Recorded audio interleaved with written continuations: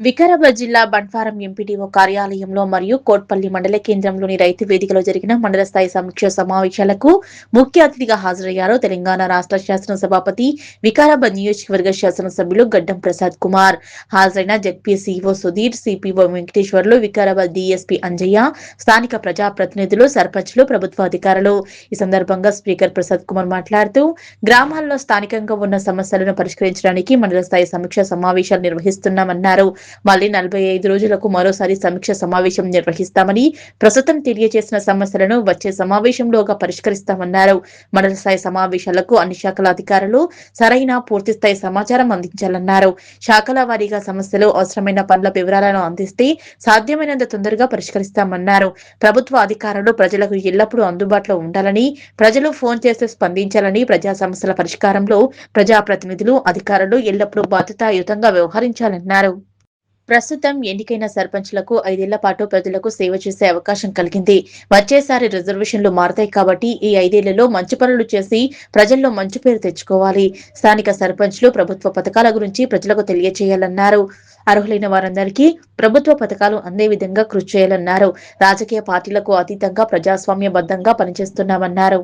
తెలంగాణ రాష్ట్ర ముఖ్యమంత్రి రేవంత్ రెడ్డి సహకారంతో వికారాబాద్ నియోజకవర్గానికి పెద్ద ఎత్తున నిధులు మంజూరవుతున్నాయని, స్పీకర్ హోదాలో ఉండడంతో వికారాబాద్ నియోజకవర్గానికి నిధులు ఎక్కువగా వస్తున్నాయని, రోడ్లు, భవనాల శాఖ ద్వారా 600 కోట్లు, పంచాయతీరాజ్ శాఖ ద్వారా ఇప్పటికీ 480 కోట్లు మంజూరు కాగా నూతనంగా మరో 53 కోట్లు నూతనంగా మంజూరయ్యాయన్నారు. గత ప్రభుత్వంలో 10 ఏళ్లు రోడ్లకు నిధులు రాలేదు. రోడ్లు అధ్వాన్నంగా తయారయ్యాయి. నీరు వచ్చాక రోడ్లను బాగు చేయాలనే శ్రద్ధతో పెద్ద ఎత్తున నిధులు మంజూరు చేయించాము.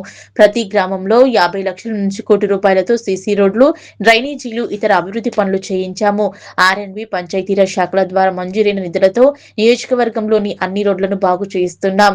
త్రాగునీటి సమస్య ఉన్న ప్రాంతాల్లో యుద్ధ ప్రాతిపదికన చర్యలు తీసుకుంటామని, ఇబ్బందులు లేకుండా చేస్తామన్నారు. వాళ్ళు అడిగిన సమస్యలను, లేవనెత్తిన సమస్యలను అధికారులతో చర్చించి సమస్యలు పరిష్కారం చేసే దిశగా ఈ సర్వసభ్య సమావేశం ఏర్పాటు చేయడం జరిగింది.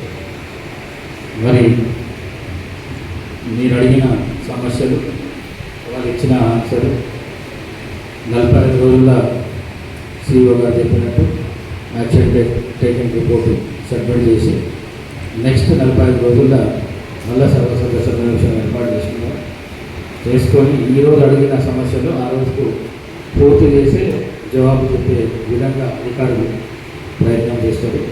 ఆ విధంగా సమస్యలు పరిష్కారం చేయడానికి వీలుంటుంది. అట్లనే సెక్రటరీలు ఎవరైతే ఉన్నారో కొత్తగా గెలిచిన సర్పంచ్లు, మీకు కొంత అనుభవం ఉండొచ్చు, వాళ్ళకు అనుభవం లేకపోవచ్చు. మీరు పాత ప్రభుత్వంలో కూడా పనిచేసి ఉండొచ్చు. ఆ ప్రభుత్వం పోయి 2.5 ఏళ్ళు అయిపోయింది, కొత్త సర్పంచులు వచ్చారు. మరి ఇంకా అదే ప్రభుత్వం ఉన్నదనుకుని ఇట్లా పనిచేస్తే మళ్ళీ మీకు వాళ్ళకు కొద్దిగా ఘర్షణ ఏర్పడే అవకాశం ఉంటుంది. కాబట్టి అధికారులు, మండల అధికారులు కానీ, జిల్లా అధికారులు కానీ, రాష్ట్ర అధికారులు కానీ జనరల్గా పక్షపాతం దూరం చేయకుండా ప్రభుత్వం ఏదుంటే ఆ ప్రభుత్వానికి తగ్గట్టు పనిచేసుకుంటూ పోతే కారణం చెప్తారు. కాబట్టి మన సెక్రటరీలకు నేను ఆదేశించేది ఒకటే, మీరు ఏ సర్పంచ్ను తక్కువ చేయకుండా, వాళ్ళతో పంచాయతీ పెట్టుకోకుండా, వాళ్ళు మీరు కలిసి గ్రామ అభివృద్ధికి పనిచేస్తే తప్పకుండా అభివృద్ధి జరుగుతుంది. వాళ్ళకు కావాల్సిన నిధులు కానీ, వాళ్ళకు కావాల్సిన అభివృద్ధి కార్యక్రమాలు కానీ, వాళ్ళకు కావాల్సిన ప్రభుత్వం ఇస్తున్న సంక్షేమ కార్యక్రమాలు కానీ ఇచ్చే బాధ్యత నాది. వాళ్ళు ఎంబడి పని చేయించే బాధ్యత మీది. పంచాయతీ పెట్టుకుంటే మాత్రం కష్టపడతారు. సెక్రటరీలు అని చెప్తున్నారు. చాలామంది సెక్రటరీలు పాత గవర్నమెంట్ 10 ఏళ్ళు పాయ, కొత్తది వచ్చి 2.5 ఏళ్ళ, వీళ్ళు కొత్తగా వచ్చి 6 నెలల వారితో కలిసి పనిచేయాలని చెప్పి, అదేవిధంగా మండలాధికారులు కూడా ఎవరన్నా మీరు ఇంకా మైకంలో ఉంటే మైకంలోకి వెళ్ళి బయటకు రండి. 2.5 ఏళ్ళు అయిపోయింది, 10 ఏళ్ళు పరిపాలన చేసిన ప్రభుత్వం. మరి ఇప్పుడున్న ప్రభుత్వానికి, ఇప్పుడున్న ప్రభుత్వం చేస్తున్న అభివృద్ధి కార్యక్రమాలు కానీ, సంక్షేమ కార్యక్రమాలు కానీ ప్రజల దాకా పోయే అవసరం ఉన్నది. కాబట్టి మీరు ఈ ప్రభుత్వానికి పనిచేయాలని చెప్పేసి మిమ్మల్ని కూడా కోరుకుంటూ, మరి అగ్రికల్చర్కు సంబంధించి ఇప్పటికే వికారాబాద్ నియోజకవర్గంలో ఉన్న అన్ని ట్యాంకులకు ఎస్టిమేట్లు చేసుకోవడం జరిగింది. అట్లనే కోట్పల్లి మండలం కూడా ఇప్పుడు చెప్పిన మా దగ్గర ఎన్ని చెరువులు ఉంది, ఆ చెరువులను అన్నింటి విజిట్ చేయాలి, దానికి సిల్క్ తీయాలా, లేకపోతే కట్ట సిల్క్ చేయాలా, లేకపోతే కాలువ తీయాలా, అవన్నీ ఎస్టిమేట్ తయారు చేయమని చెప్పిన. అట్లనే ఇంతకుముందు కాంగ్రెస్ అధికారంలో ఉన్నప్పుడు 2014 దాకా చెక్ డ్యామ్లు నిర్మాణం చేసింది ప్రతి ఊళ్ళో.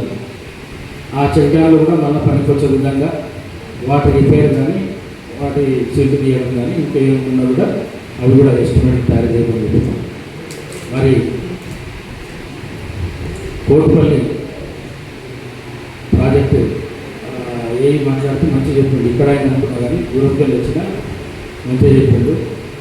స్వర్గీయ మర్రి చెన్నారెడ్డి మన ప్రాంతం వాసి వికారాబాద్ గారు, మర్పల్లి గారు, సిరిపురం, ఆయన ముఖ్యమంత్రిగా ఉన్నప్పుడు ఈ ప్రాజెక్టు నిర్మాణం జరిగింది. ఈ ప్రాజెక్టు 9,000 ఎకరాలకు నీళ్ళు అందించే ప్రాజెక్టు ఇది. దాని తర్వాత 60 ఏళ్ళ తర్వాత 60 ఏళ్ళ దాకా ₹1 ఎవరు ఖర్చు పెట్టలేదు. ఏ ప్రభుత్వం వచ్చినా ఖర్చు పెట్టలేదు, ఎవరు పెట్టలేదు. మళ్ళీ ఈ మధ్యకాలంలో ప్రజాప్రభుత్వం రేవంత్ రెడ్డి గారి నాయకత్వంలో వచ్చిన ప్రభుత్వానికి మనం ప్రపోజల్ పెట్టినాక ₹90 కోట్ల దానికి ఇవ్వడం జరిగింది. 70-80% పని కూడా అయిపోయింది.